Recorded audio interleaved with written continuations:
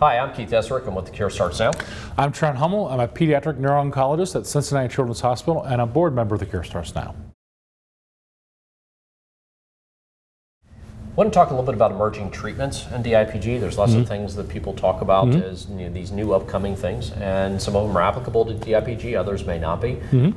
Let's first start off with radiation and with proton radiation. What is it? Does it have any applications towards DIPG? Proton beam radiation is a newer form of radiation that is essentially radiation that yields less side effects 5-10 years down the road. Okay. You don't have a lot of, the radiation doesn't hit some of the critical structures that are around the tumor that you're treating. But at the end of the day, proton radiation or photon radiation, you still give radiation.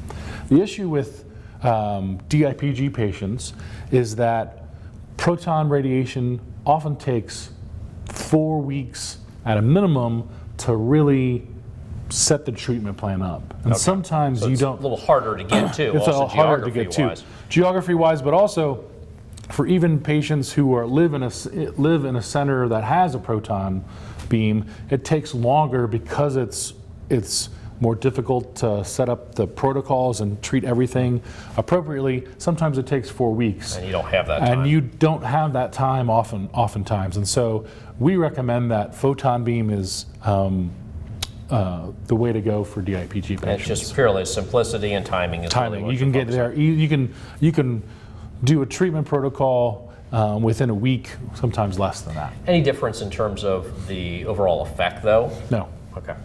No different from again, you give radiation, and that's the end goal. That's the end result or end goal of giving radiation, and so photon is the preferred method right now. Let's talk a little bit about CED, infection enhanced delivery methods. This came to light starting in around about 2009, and actually we were part of that beginning. That's right. With Dr. Swadan. Can you explain what it is?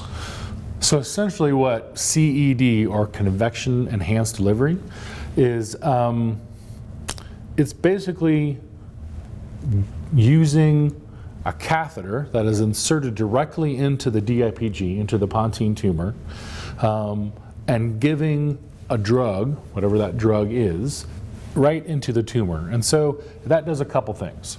One is it bypasses the concept or the reality of the blood-brain barrier, right? So everyone has a blood-brain barrier, and when I give you a drug or I take a drug, some of that drug does not cross over into the brain because the blood-brain barrier blocks that. And that's by, you don't want to have a virus in your brain. Right, So that's a normal thing, right? And so, but a lot of our chemotherapies, some of our targeted agents, you take a dose and 10% gets into the brain.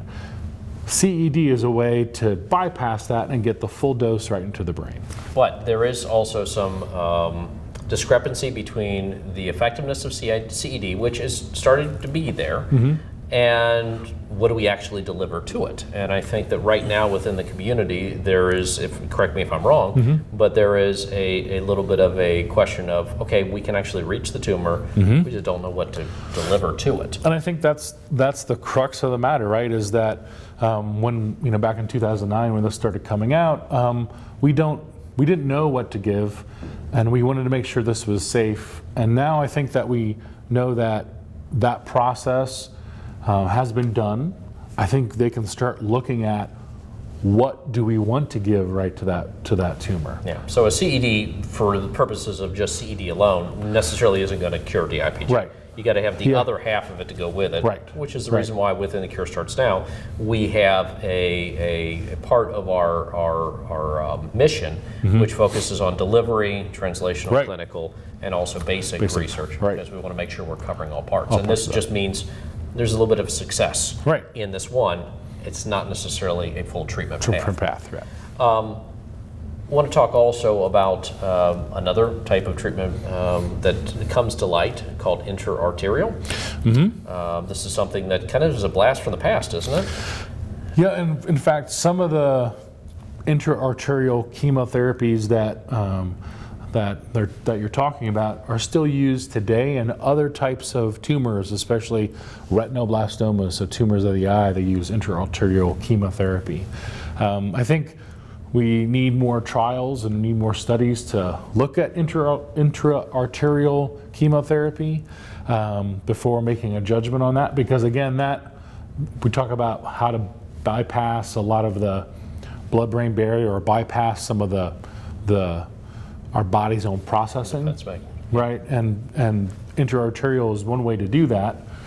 We just need to learn more about the drug that we're giving, and if it gets into the brain, much like we did with CED 10, 11 years ago, we need more data on intra-arterial therapy right now. Okay.